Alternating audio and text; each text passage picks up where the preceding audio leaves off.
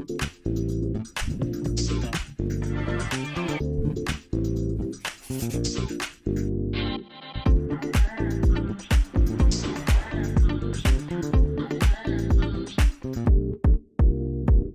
y'all, it's your girl Monét, and welcome back to the Exchange Rate, a corner of the internet where day drinking is not just a fun weekend activity, it's a way of life. Let's get to the next patty. On today's episode, category is Whoa Ma Nah, because we have the ever so fierce yet never pressed Keke Palmer in the house. And the stunning Miss Blair St. Clair is stopping by with all that All-Stars tea, true tea on tea. That's a triple T, T. I thought that was cute. Oh God, my tits are out. But first, let's get up in the gig. Hit it! Music overplay. Music underscore. Can I tell y'all one thing that I hope to abolish this fall?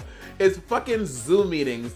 Zoom meetings are the bane of my existence. I hate it. It's so annoying. It's like people forget, like before Zoom meetings, we would do conference calls. Conference calls were completely okay. But now just to like discuss mundane things that literally are not that important, there's like a Zoom link. You have to have headphones. It's just too much. Can we please go back to the times of conference calls? Please? I would even tolerate a Skype now, but something about I'm just triggered by the word Zoom now because I'm just so mad about it. Everything is a Zoom meeting. It's also like just as bad as like FaceTime to me. Like you know when you have your friends or sometimes family members or sometimes associates that like to FaceTime you without any preemptive call. You just laying in your bed watching Keeping Up with the Kardashians, and all of a sudden you get a how does the phone sound with FaceTime? Doom doom. No doom doom doom doom doom doom. No, that's Skype. Oh, whatever it is. FaceTiming someone without. Oh yeah, it's that. FaceTiming someone without notice is rude, it's annoying, and you should not do that. If you're that girl, stop it. All of your friends hate it. All right, I'm here to speak some truth to you. It's like someone just showing up at your apartment without any notice. They just like come. Like, could you imagine someone just showed up at your house, your home, your apartment, your cardboard box, just knocking up and just like being like, "Hey, girl," like that's rude. And speaking of showing up unannounced, hey, Darrell, you know who you are. Darrell is the gentleman that lives in my neighborhood that comes by for like a pit stop. You know what I'm saying? Do y'all know what a pit stop is?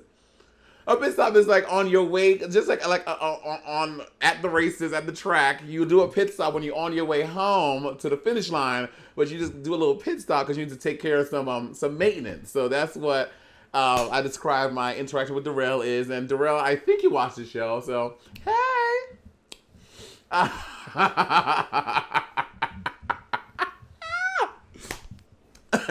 also have a really obsessed with The View. Obviously, we all know this. But Joy Behar is an eternal mood. Just watching her face. Can we please I know we don't normally do this here. Can we please show this pic of Joy Behar? Look at Joy. Joy is just always annoyed, unbothered, just giving you very much.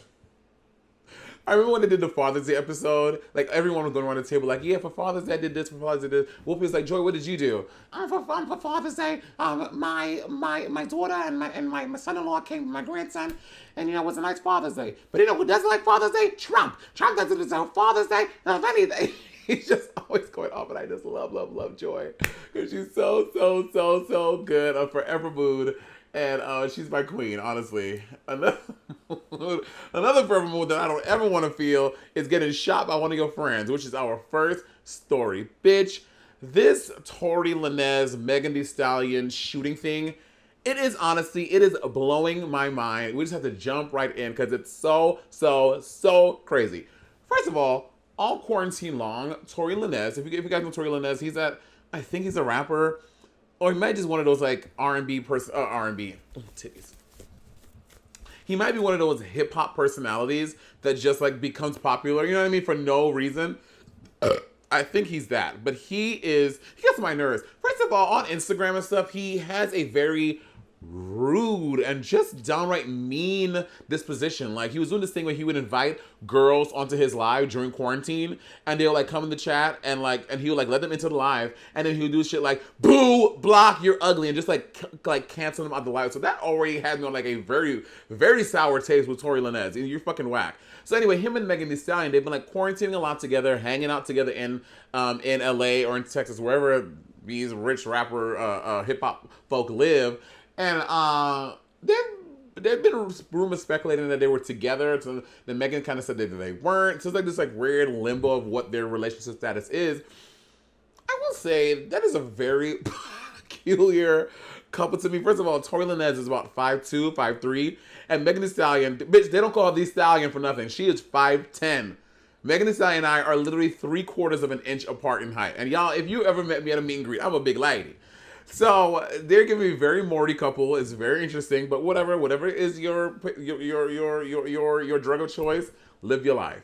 Okay, so Saturday, July 11th, Tori and Megan are at Kylie Jenner's house for a pool party situation. Like, like everybody's like in the pool, people are drinking, just having a good time. Young people, 2020, living your life, whatever.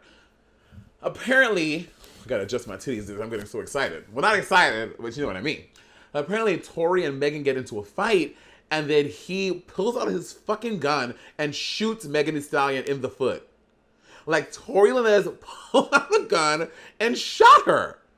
Like, isn't that crazy town? Like, what in the... Like, that is so... Like, that is so nuts. So then... There are all these like accounts of what people hypothesize happened. Like apparently, like Tori was leaving in a car, and people think that he pulled his gun out, and while she was going to her car, he shot her. All these speculations about what happened. No one knows exactly like scene by scene scenario. Which, by the way, sidebar, like all the Kardashians and Jenners, they travel with like millions of security guards now. Ever since Kim was robbed in Paris, like all of them have like at least like 3 security guards with them at all times. But again, they're at Kylie's house, so the security is probably not like watching them as close as possible. But imagine being Kris Jenner and getting the call at 2 a.m. Someone was shot at your daughter's house, which Kim was like, get the cameras. We'll catch the moment because y'all know she's shady. Because Kanye, that is a whole thing. Harriet Tubman did actually free slaves. Anyway, sidebar, go back to this point of the story. And and then so that's what happened. Then Tory has been arrested, but he was only held on $35,000 for bail. So of course the bail was paid. He was out like 4 days later. And then there was this video of Megan Thee Stallion someone got it on video of her being pulled over by the cops. And bitch, she gets out of the black SUV, and bitch, she is limping. You see the blood like pouring from like it's all over the sidewalk. So like it's not like speculation. Like this actually happened. She was pouring blood from her goddamn foot on the pavement, getting pulled over by the cops. She was not arrested. They actually took her to the hospital. So that was that.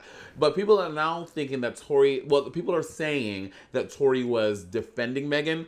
From who at Kylie Jenner's house? Megan had to say this about it. The narrative that is being reported about Sunday morning's events are inaccurate, and I like to set the record straight. On Sunday morning, I suffered gunshot wounds as a result of a crime that was committed against me, done with the intention to physically harm me. So this is a eyewitness. I'm not eyewitness. This is like first person? This is the person who's actually involved saying that this person did this to hurt me. Tory was trying to hurt Megan. I was never arrested. The police officers drove me to the hospital where I underwent surgery to remove the bullets. Bitch, not bullet, bullets. Gag. I'm incredibly grateful to be alive and that I'm expected to make a full recovery, but it was important to me to clarify the details about this traumatic night. I'm currently focused on my recovery so I can return back to my life and back to making music as soon as possible. Bitch, this is so nutty. I cannot believe Tory Lanez shot Megan Thee Stallion. Like, what kind of hood shit is popping off in these streets? And her producer friend like wanted to double down and say, yeah, Tory he's not the hero here. He did some shady shit and he shot Megan. So I'm gonna keep on studying this story because I'm very intrigued. This is very crazy. This Megan is what, like 20, like in her early 20s, 22, 23. Like, bitch, you imagine being shot by one of your boos, girl. Next story. with this next story, I had to admit I've been like really ignorant about The Help. Like you, like I watched Help. I'm like, oh, this is such a good movie. I love Emily Blunt. No, not Emily Blunt. What's that girl name? It's not Emily Blunt. Her and Emily Blunt look. They one of those actresses that you mix up. Like for the black folk, Robin Givens and the lady from Waiting to Exhale. Like they are to me this. I've never seen this. They look like the same person. Not Emily Blunt. Patty gonna tell me in a second. The other redhead actress lady. They. I was like, oh, this is a great movie, it's a great film. But Viola Davis, did y'all know that she's gone on record since 2018 saying that she regrets doing The Help? Amy Adams? Not Amy Adams. Wait. Emma Stone. I love Emma Stone. She's so good. But her and Amy Adams and Emily Blunt, bitch, they are the same person to me. If all three of them were in this room, I would be I'd be so confused. So anyway, so Viola Davis, she's gone on since 2018 saying that, that she's not part of the movie and she like regrets doing the role. And we know with talks of Black Lives Matter, we're just seeing more black actors and actresses. Sorry, that the term actresses is antiquated. They're all actors. Black actors coming forth and like being really vocal about things they've done in the past that they regret. And she's saying this. She's saying, it's probably, do you know that Viola Davis is an almost EGOT? She has the Emmy, she has the Tony, she has the Oscar. All she's missing is the Grammy. And bitch, I think Kathy Griffin has a Grammy for a comedy album, so it's not like out of the realm of possibility that if Viola can get a Grammy and she could be an EGOT. Like, I mean, I'm here for it. So if you don't know, The Help was a movie based on a book that was written in 2009 about Jackson, Mississippi, and black women working in the households of white women, and like obviously all the systemic and racial injustices that happened in that time in the 60s. Black people working for white people. You don't need to watch the movie to be creative in your mind about what that looked like. And it's been hailed as a really great movie. But Viola says this.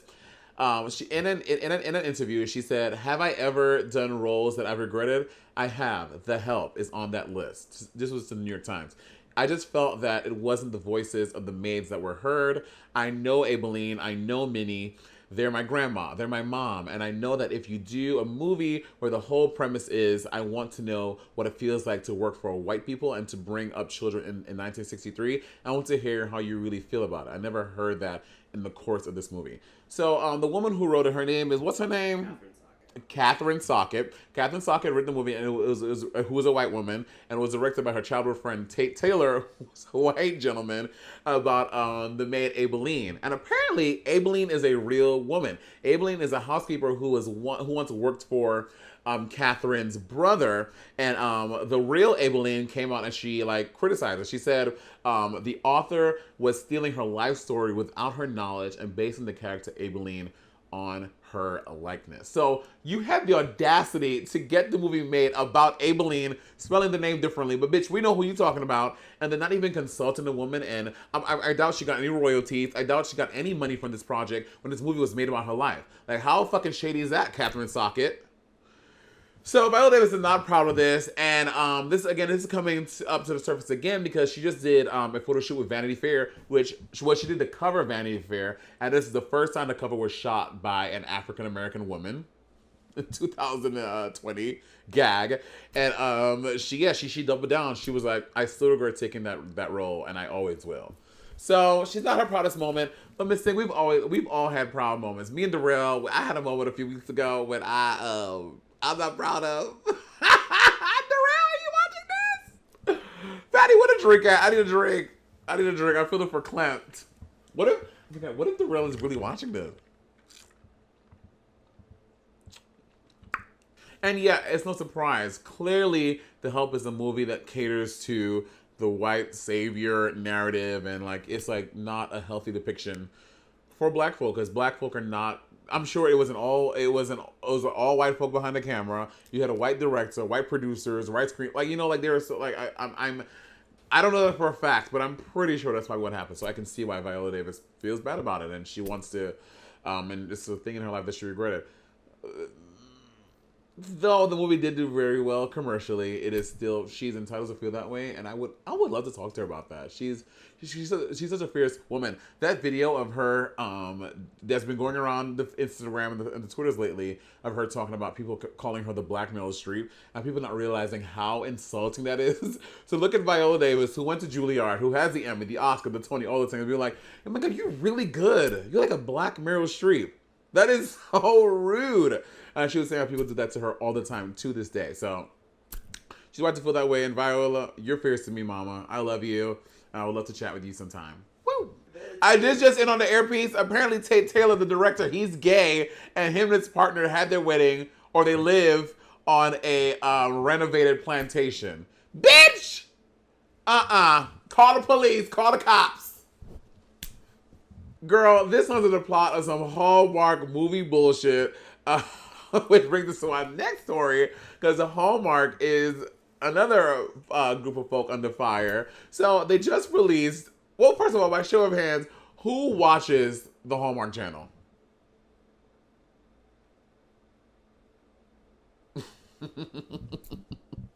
Me either. I'm more of a Lifetime girl. I love the movie. There's something so thrilling about, because Lifetime is really seedy and gross. Like, you have like the babysitter who's fucking the husband, but he ends up being the sister's cousin, and then she gets pregnant with the baby, but then the wife ends up being the bad guy because the wife kills her and she cuts the baby out of her stomach, and it's just like the Lifetime is just so fucking good. I'm a Lifetime bitch. But they just announced their holiday fall lineup, and there are 40 holiday movies coming out to the Hallmark Channel this fall, which coronavirus, COVID, like, how are we filming these movies? But whatever, LA County is on their own shit. That's why they're quarantined again. But they have 40 movies coming out, and guess how many of them are queer stories? Yeah, you're correct. 0. Out of 40 mother movies, how are there 0 queer stories? Which they had that whole debacle last year when they pulled that lesbian ad for the wedding ad, and they were like, we promised to, this is what I'm talking about. When these people say we promise to do better, we're really gonna try our best. Bitch, no, you're not trying your best, because you're pulling out 40 movies. The titties jumped. Because you're putting out 40 movies and none of them are queer stories. So, of course, the internet called them out, and they're like, we're going to try to do better. We want to make Hallmark a place that everyone can identify with. Which, by the way, all these movies follow the same theme. It is the rich lawyer Richard has to go back to his small hometown to save his parents' struggling printing company. Then he meets the lowly shoe designer Rachel, and then she ends up saving their Christmas because she builds a really fierce cake. Because Rachel is not just a shoe designer, she's also a 5-star baker, and she builds this like 12-tiered Christmas Jesus cake, and then everyone lives happily ever after. Imagine that same story, but imagine if Rachel was Tim. Or Rachel was a Tyreek. Bitch, now that's saucy. That'll be good. So hopefully they think about that for real and not just give us lip service. I'm like, we're gonna change stuff, and I bet you they're changing. They're gonna add one gay cousin at the Turner family Christmas, and they're like, we did it. No, you didn't. So do not. Okay, I don't want to say don't support the Hallmark Channel, but don't support the Hallmark Channel.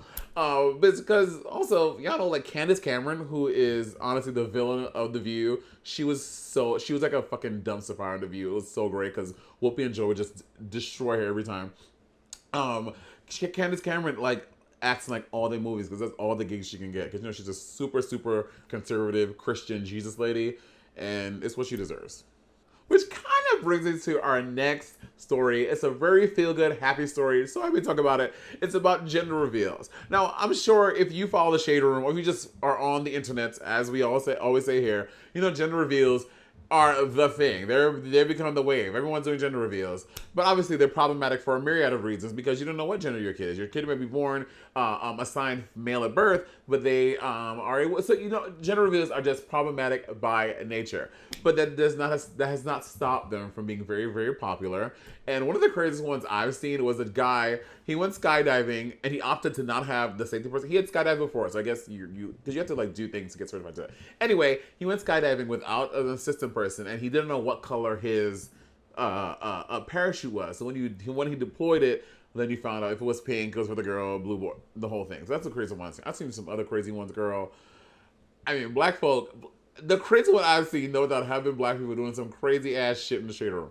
Anyway, besides the point, this mom, her name is Love Guatley, had a gender reveal 17 years ago for her baby girl, but now her son Gray identifies as non-binary, but also uses he/him pronouns. So she's having a new gender reveal for her son, where she's did the whole thing. She like really turned it out, and they had a whole party. They had balloons with the non-binary colors, and also the trans pride colors. It was just really, really, really, really beautiful. And she did this really sad and really cute Facebook post honoring her son. It was just really good, and I think it's just a really feel-good story about a mom identifying, with her mistake that she made 17 years ago and saying, I did the wrong thing. Here to celebrate you. So my hat off to you, Love Gwaltney, and your family. She's also pregnant right now with her fourth kid.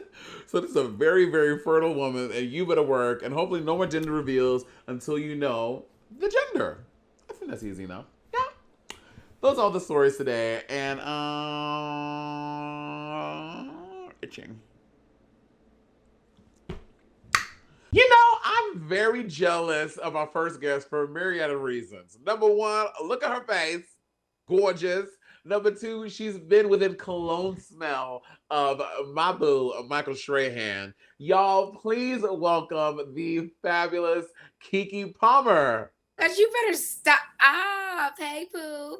Okay, so Keke, so let's start. So you are a movie star, TV star, Nickelodeon star, daytime TV, Broadway, and a recording artist. Yet you are 26 years old. How?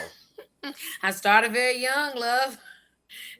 Yeah, you started super young. Now, were you from a family that your parents like pushed you to do it? You were like, I want to do this. My parents told me a lot about entertainment, like, in their life. They met during speech tournaments together, and they did theater after they, got out of college. And so I heard a lot about it, and I saw my first musical very young at like 6 years old, Jackie Wilson at the Black Ensemble Theater in Chicago. So the entertainment was around me, but I never imagined that it was something that kids could do.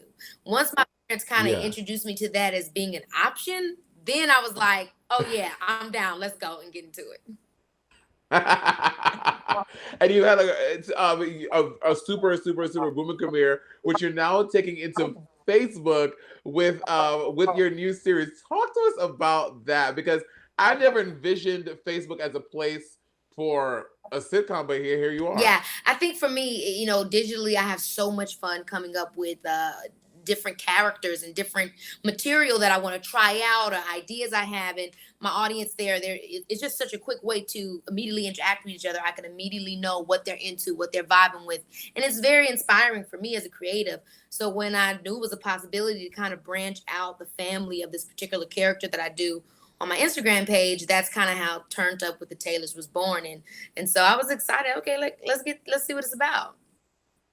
But you're doing all 5 characters. So like, are you doing all the writing and everything too? Because that is a lot. That's like, honestly, that's throwing it back to the OG comedians and the OG stars they would write all these characters. Like Martin. Yeah. Martin played like 19 characters in his sitcom. Yeah, I mean, I definitely do it, but at the same time, I have a team. So yeah.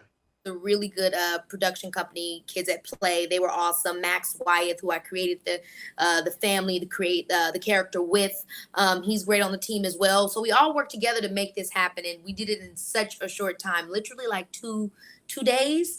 2 days. 2 days, 8 episodes, about I think 3 minutes each, 3-4 minutes each. So we did it quick, but it was so much fun, and it was exciting. It was different for me to play all these different characters like that. I haven't really done that before. Yeah, and with how has coronavirus and COVID-19 affected the production of it, or are you going full steam ahead? Yeah, I think in the beginning for sure, it was all about, do people want to laugh? I remember when I first brought the character back to my page a couple of weeks ago, it was kind of me just seeing what my audience was feeling like. I mean, look, we're all a lot right now, feeling a lot. But I do think entertainment sometimes can be of service in that way, whether it is to make you laugh or think about something light, or maybe go introspective, whatever whatever perspective you're coming from as an artist. So for me, I wanted to check in, like, do you guys want to laugh? And if you do want to laugh, I think I got the right thing for you. And so luckily they were in the mood for a laugh. Well, and that's what I've seen a lot of people who I follow on Instagram. Like, I'm sure you do. Amanda Seals, like, who they've been so great empowering the community. Like, whatever your art is, Yeah, Mama, we need that now. If you're a comedian, give us jokes. If you're a chef, give us some food. Whatever your art is, like your avenue is, do it. yeah, yeah. Literally Yeah. do it and have fun and enjoy, because people could feel that energy, and that's what we need right now. We need to feel each other, vibe with each other, and turn to each other, love. Now, speaking of quarantine, have you been booed up into quarantinification, or are you quarantining by your lonesome? I've been minding my business, leaving yours alone. I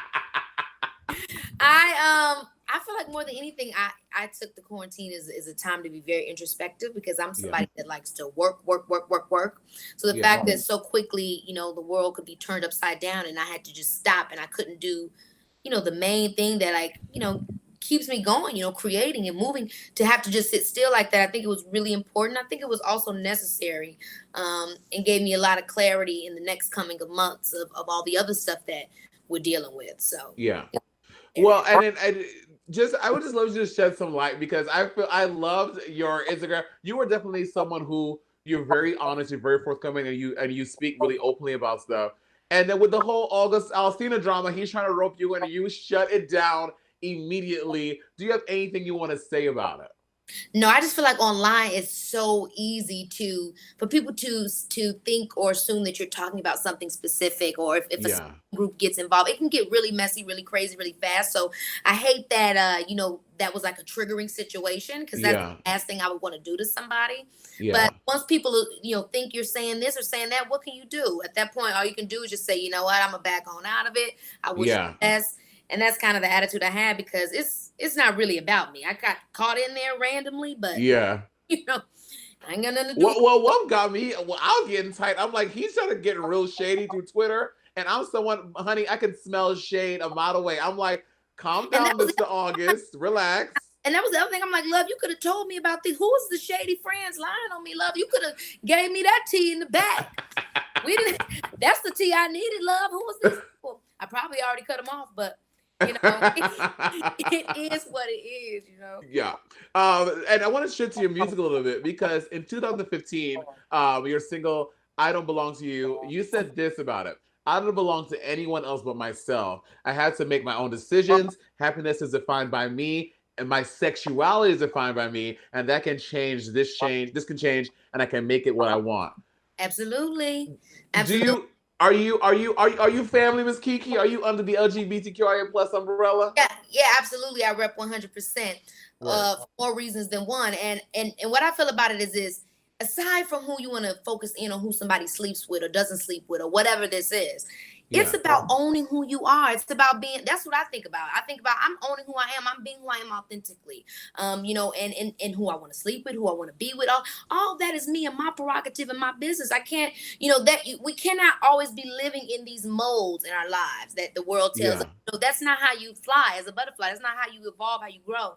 So I think in that particular point in my life as well, I was really coming to understanding that, and even more so now. And so it's like, I don't belong to your ideas of me on across the board, love. Yeah. You know? Yeah. Yeah. And you have a lot of music coming out. I watched the music video for Snack, and I was a dope on many a level for me. Number one, I love the 80s, 90s aesthetic that you were going for, which was so dope to me, because we all have a throwback, but those were the times when I feel Miss Thing, we were the freshest, shit was cool, it just was Yes. really dope. But the visuals, and but it had a very modern sound. What was the inspo behind Snack?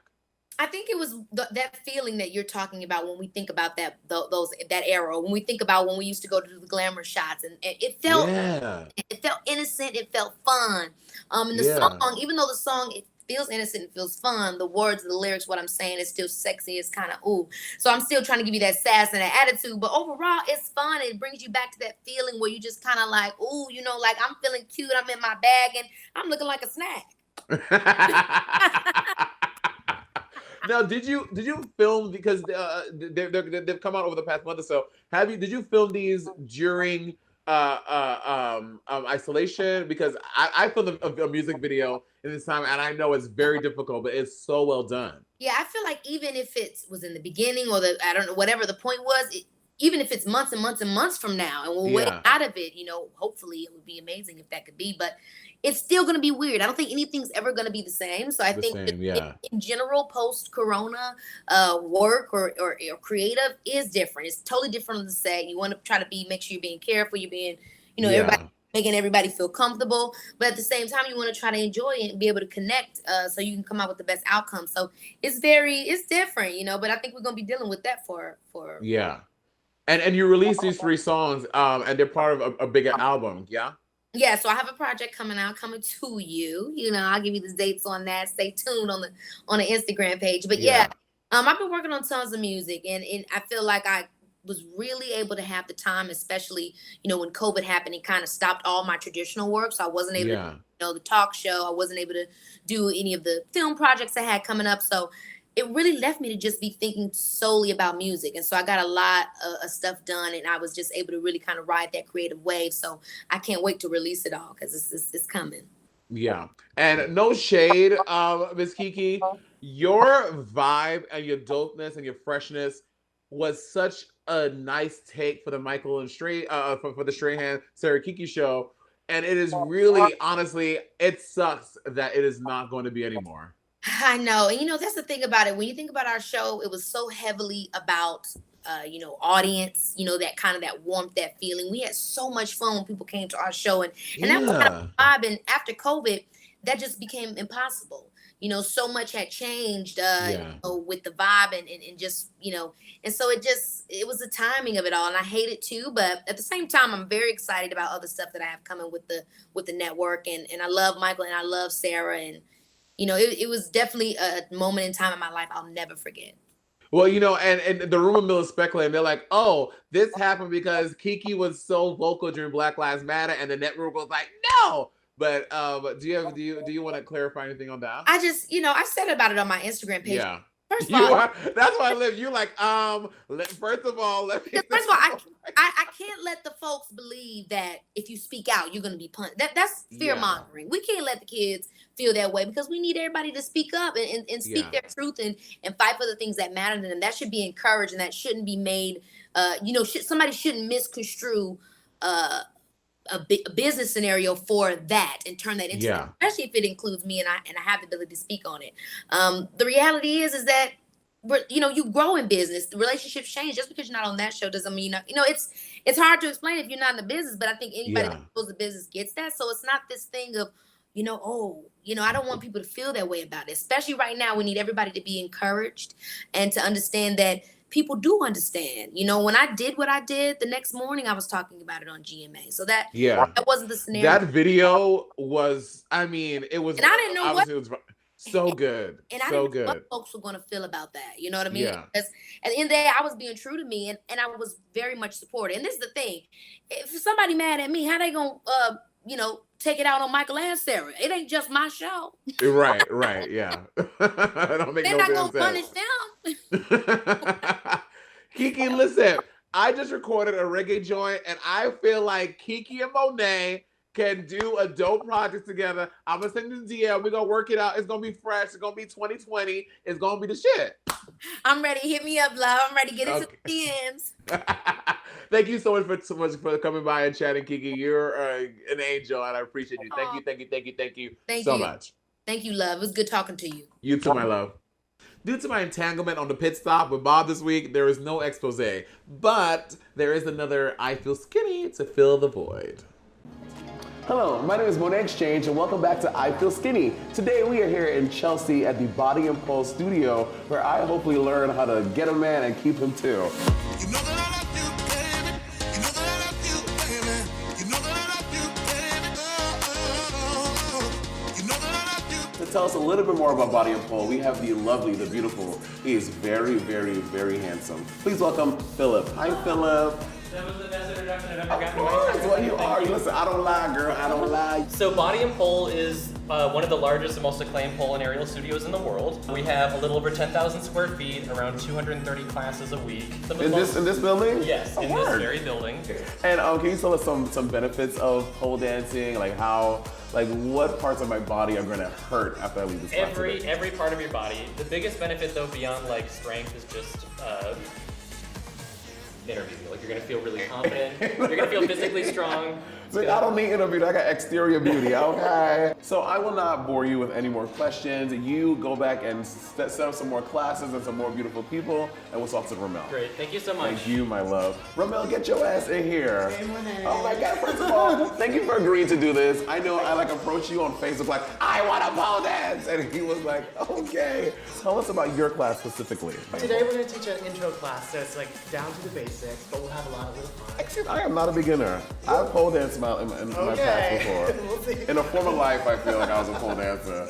Okay. We're going to be some turns on the ground, a little floor work, a little conditioning, some leg work, some sexy legs, a little twerking. It's going to be a lot of fun. And last question, will I learn how to get a man from doing this class? Yeah. Yes. Okay, good answer. All right, let's go, guys. I'm ready. All right, let's go do I'm it. all stretched out too. I stretched, everything is good. Let me show you how to do that Pussycat Dolls thing. Easy, Mom. You got the time, I got the look. I can show you something. Yes. Oh, girl, I am very nervous. I know I talk a big game, but a bitch is nervous. What if I like it? And what if my whole trajectory in life, I stop doing drag and just becoming a pole dancer? Also, I'm nervous that I'm gonna have slippage. I'm nervous that something is gonna come out that's not supposed to. You look at this, Hadid. Yes, Hadid. Woo! Oh, come on, get into this gig, mama. Pole dancing.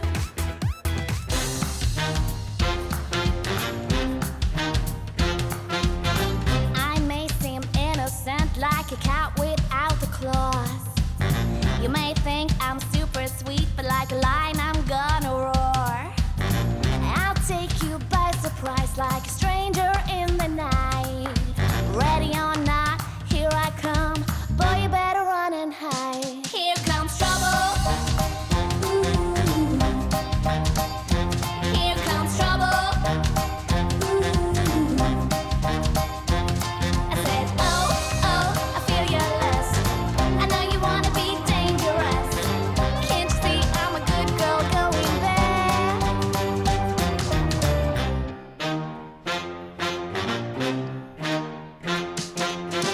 You love my cherry lips, but like a shark I show my teeth.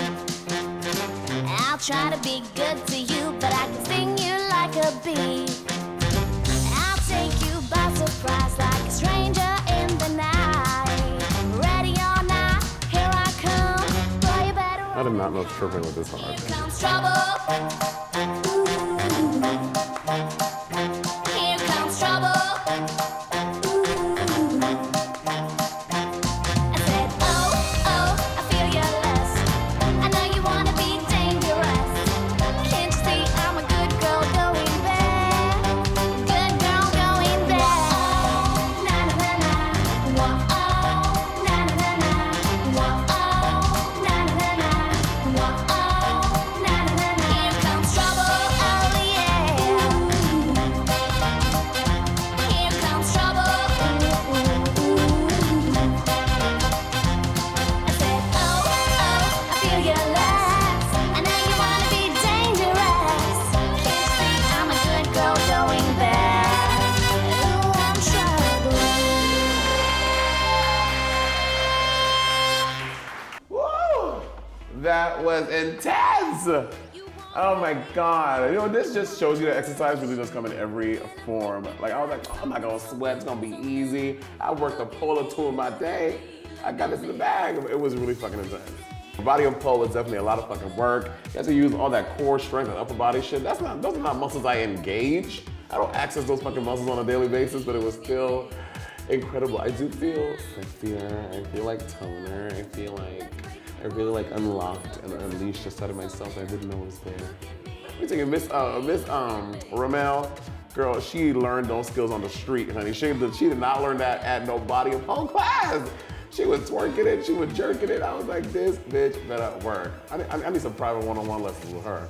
I'm getting a fucking pole installed in the bar tonight. You hear me? In my next show, I'm gonna be up on somebody's pole, living my dreams. Thank you guys again for joining us for another lovely episode of I Feel Skinny. We've been here at Body and Pole in Chelsea, and it was incredible. Our instructor was great. He taught me some moves, girl, that she didn't know that she had. She was, I feel like I'm ready to go into the fiercest club up in Hunts Point in the Bronx and show the girls how it's really motherfucking done.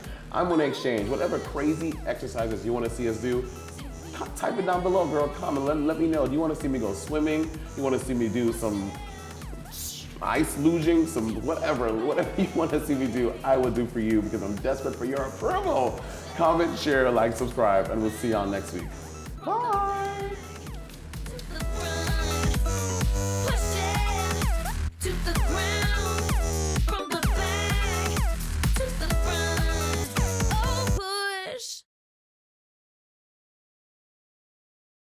Oh Lord, I do declare it is time to sip on these All-Stars teas.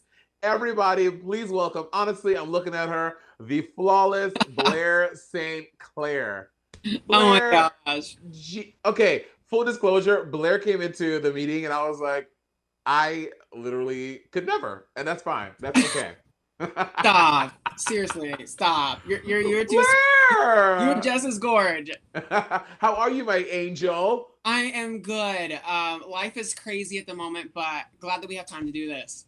I'm really happy. I'm sure there's so much you have going on, so I'm happy that you were able to fit us in.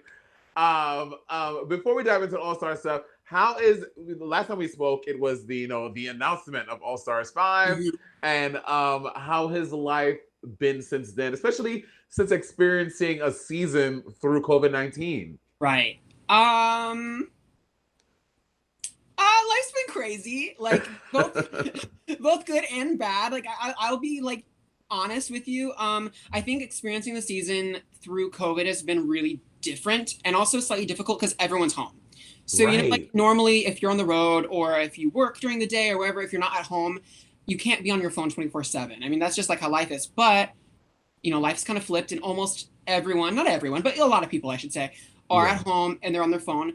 So it's so much easier with that phone in your hand to comment and to say what you're feeling. Girl. So there are twice as many comments, both positive and negative. And if you like one queen, it is okay that you don't have to say that you hate the other queen. Like, I just don't understand this concept that people have not learned yet. Like, seriously. Like, how have these kids, these people who watch the show, not learned that yet? Liking someone does not mean hate for everyone else.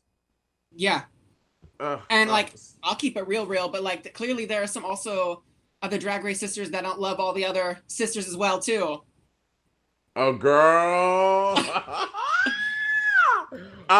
Yes, Blair, there are some All-Stars 5 girls that have been very shady. I will say we took a 2-week off of the show after Pride, but we extended the invitation for other girls to, who were eliminated in that time to come on. And some not so friendly replies have happened by some of your All-Stars 5 sisters, but that's fine. That's neither here nor there. Oh, but you're gonna have to text me after this one and tell me. Oh, absolutely, 100%. So Blair, so obviously we were on season 10 together, and going into All-Stars 5, I have to say, noticeably, I just felt like you were stronger, you were more confident. It was, to me, someone who has obviously we toured and worked together as well. It was like night and day from season 10 to All-Stars 5. Why was that? What was that attributed to? I think really because like I started doing drag in a community that kind of told me that drag was a certain way. It was kind of like, if you're going to perform on stage, you wear the big 301 lashes, you have the big hair, you have the jewels, you do drag way. And then like having done Drag Race, honestly it sounds like ridiculous saying it, but truthfully, it was like one of the first experiences where I looked around the room and I was like, oh, drag isn't, 1 + 1 = 2. It was kind of like I could do whatever I wanted. So I took the time from leaving our season, having like filmed and many months up until like our premiere to kind of like experiment a little bit find myself like a little bit aesthetically. And then I think like from being on TV up until All Stars was just like me figuring out who is Blair St. Clair, not just like a carbon copy of this queen plus this queen plus this queen plus this queen equals me. It was like, who am I as a person? Who am I? What is my aesthetic? Like, what do I love to do? I took like a bunch of dance classes and like acting classes. I just like really, really worked hard in my career and was like wanting to be the best. And I think like being a perfectionist kind of helped kind of fine tune some of those little things. Yeah. Well, and that's interesting you said, because I know there are some of the queens who they kind of feel too prideful to do things like take a dance class or take an acting class, because they're like, oh, I was already on TV. I don't need to do this stuff. So that's honestly really big of you. Someone saying like, no, I had shit to learn, and I went and I did it. I did the groundwork for it, which paid off in terms of your personality. And you're like, this is who I am, like a fully realized person. Totally. I mean, if you watch All Stars, maybe it doesn't look like I took a dance class, but I still took one. I still paid the coin to take one.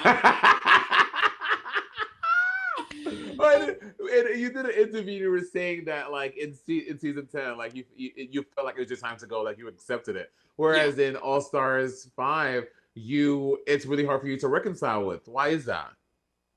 Like All Stars is different. I feel like I know I'd competed before in another season, like on season 10. But All Stars felt like it was the first time that I was competing, because I felt like I was a fully realized both person and drag character. You know, like I feel like I really found myself. So it felt like it was my first time. So it hurt more to go home.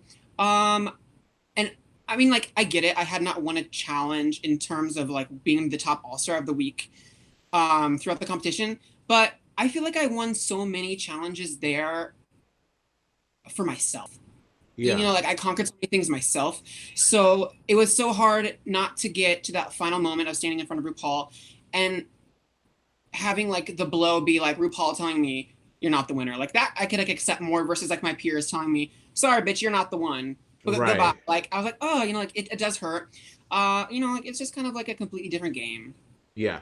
Well, that's the thing, Blair. So you got a lot of backlash in the episode before that your elimination episode, where people are like, how can Blair say that Cracker felt as competition, and people like felt like you were being a bit delusional about that?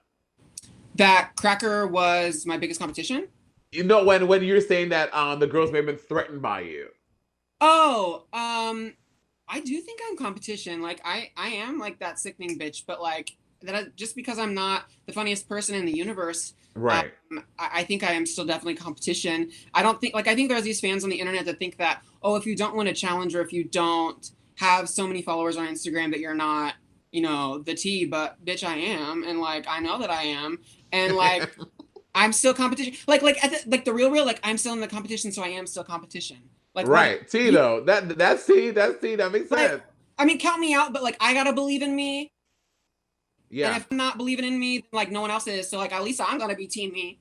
Yeah. And I will say this. We look at like season 12, Crystal Method had one challenge opposed to the other bitches that had 3 and 4. And bitch, she made it to the top 3. You know what I mean? So that makes sense, 100%.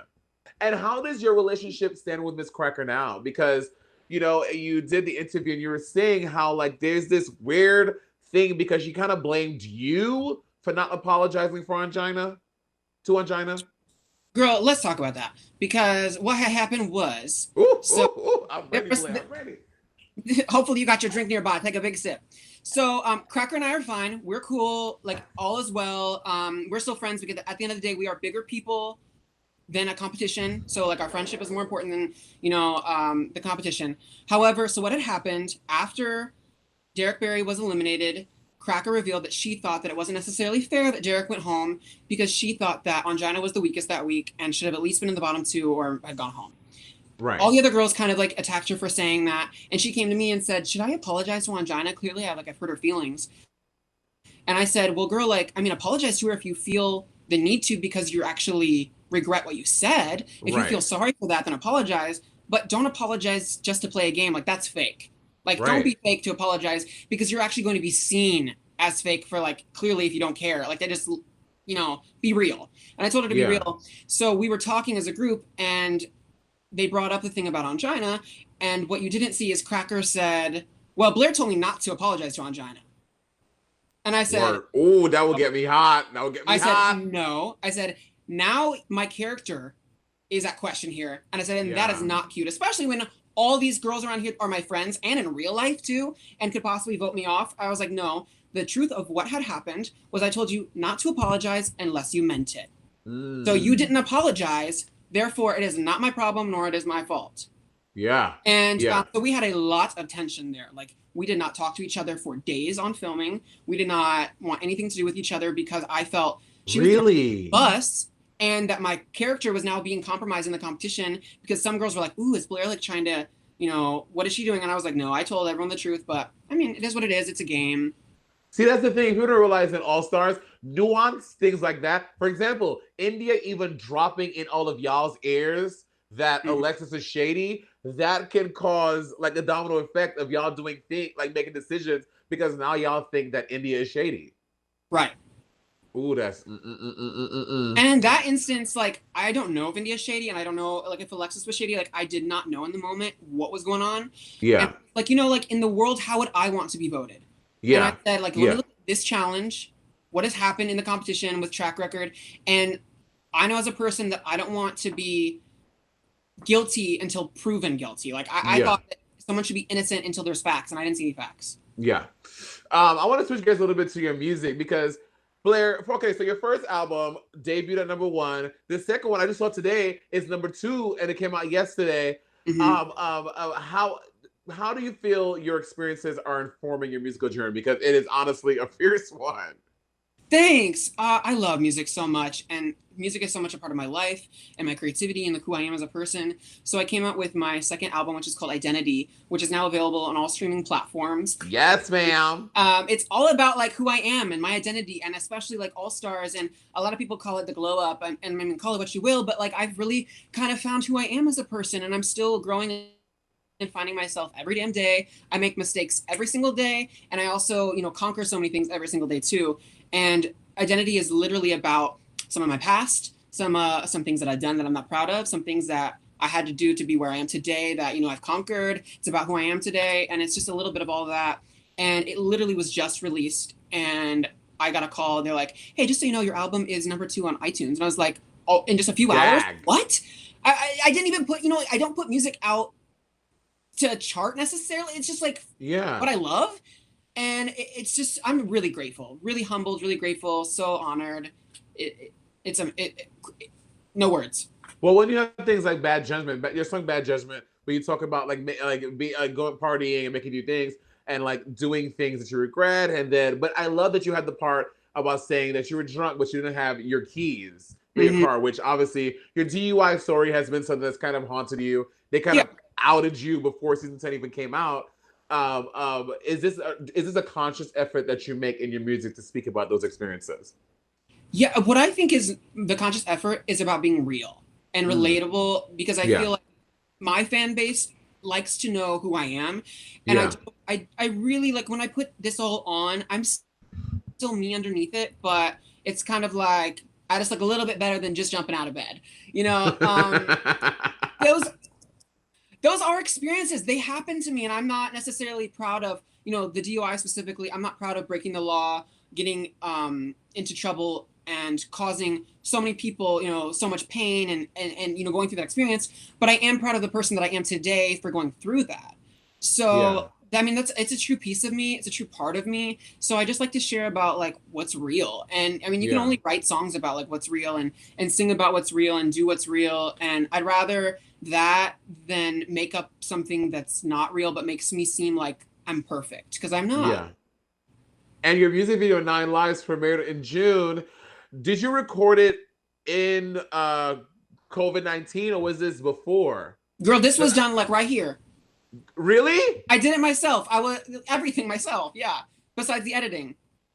No, you did not, Blair. Don't try it. Yes, ma'am. I mean, well, I didn't have any other options. I was going to originally film the music video in like January or February, and I'm sure you can relate. Like, you know how you get into like trends of like loving how your hair a certain way or your makeup a certain way or something like that. Yeah. Or you love this certain lip color. I hate filming things that I know will come out months later, because by that time, when it finally comes out, I'm like, you're a different girl. Yes, I'm like, why'd I wear that? Or like, why was my hair like that? So I was pushing off recording and making a video for so long because I wanted it to be really fresh. And then all of a sudden I couldn't leave my house, so I had to do it at home. Yeah. I mean, it looks great, girl. Thank It you. look good. And I mean, I did my video. Mine was shot in a day, and it was so crazy. But yours looks 10 times better than mine. You did it in your Oh my house. gosh, I'm thank so you. jealous. I did it in sweatpants. Gag. Half of it was naked with pretty hair and sweatpants. Blair, do you have any regrets about All Stars? Do you regret going back to All Stars? No, I don't regret going back to All Stars. Okay.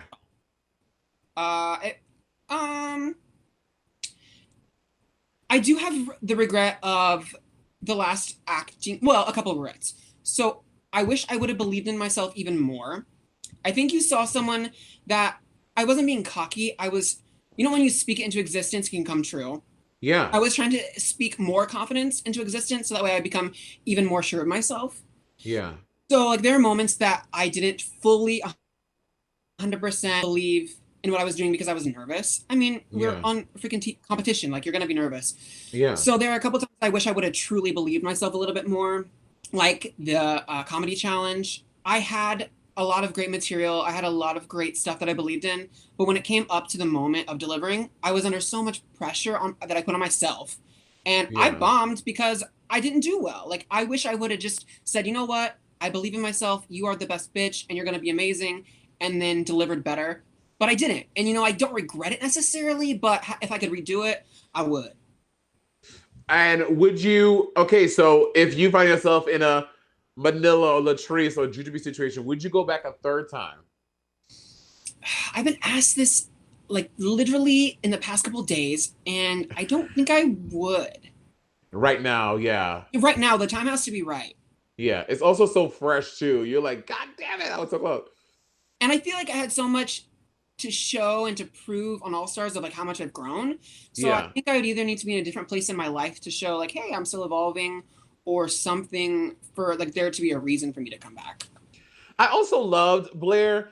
I know some people didn't think so, and those people are crazy. I think that your fashion going to All Stars was so brilliant. People didn't get the camouflage thing. They didn't think that your red tuxedo gown thing prom look was not fierce. I'm like, these people are drunk. Girl, like, why do you think that is? Like Bob the drag queen? Hello? Blair, why is Bob a Blair hater? Why is Bob hating on Blair St. Clair? I don't know. And I don't take it personally, but I kind of do, because I remember when Bob visited my city when I was first starting to do drag in Indianapolis. And I am such like a Bob fan because I performed with her. And before like Drag Race ever happened, and I was like, oh my God, so amazing, so sweet, like how surreal, like so crazy. And then like, she's like, I hate this look. And I was like, I mean, it's your opinion. I'm sorry you feel that way, but I still love it. Yeah. And I think that, you definitely came into All Stars being very fashion forward. Was that a conscious decision, or you were like, I just want to show my best? Because I know that you do want to be a print and catalog model. Yeah, I actually want to transition my career into being more of whether it's modeling and working as like an influencer and working whether it's from home or like print and stuff versus just traveling all the time and performing all the time on stage, because it really has been wearing on me. But I went into All Stars definitely thinking like that I wanted to use my theater background infused into like this new fashion forward mindset that I have. And I wanted like every single runway specifically to be like, who is that girl? Where is she going? And what is the story that she's telling? Yeah. And I wanted to take things slightly outside of the box, but still within the realm of the challenge of each runway. And I wanted, because like, I think fashion starts a conversation. So if you love it or you hate it, good, you're talking about it. I will say, if y'all have not, check out, what's the Michelle Visage? What you packing? What was you packing? I'm sorry, let me adjust my beret because I'm getting so excited. Your look that you got created with your music, the sheet music. Yeah. Honestly, it is I'm so sad you didn't get to show it on the show. But it was such a beautiful blend of your story infused with fashion. It looked, I would be really excited to see what it looks like.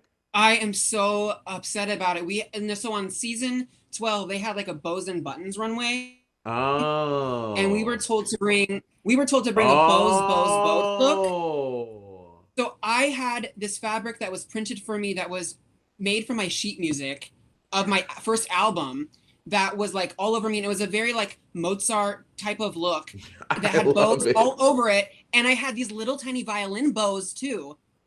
I My hair, and I had these itty tiny bitty like violins that I was gonna take like on the runway, and I was gonna pull out of like the back, but we never used that runway. Yeah, it was when you showed it, I was like, oh my God, this is so beautiful and such a great story. This was Thank this you. fierce girl. This is why Blair St. Clair is the fashion queen of All Stars 5. Thanks, I said what I babe. said. I was trying. Blair, listen, you know you're my sister. I love you so much. And yes, you did not take the crown, but I'm so proud of the work that you did. You really showed the world that you are a more confident, fierce diva, and I live. Thank you. I mean, like, I'm just living one day at a time, trying to get through my life, my best self, you know. Just a little chapstick and mascara at a time. Blair, thank you so much. And I'm excited to do this in studio at some point when the world is back to normal, when you are promoting your 6th album that's premiering at number 1 on the iTunes charts again. When I'm 86 years old, but I look like a pumped up 40-year-old woman. Blair, it's gorgeous. Thank you so much, girl. I'll talk to you soon, okay? Thank you, babe. Good to see you. Mwah. It is always such a good time kikiing with y'all, my homegirls and homegals and home non-binary folk. Thank you for tuning in. As per usual, I look fucking stunning. Make sure you take a picture. This will last longer. And remember to always keep your currency in check. Peace, guys.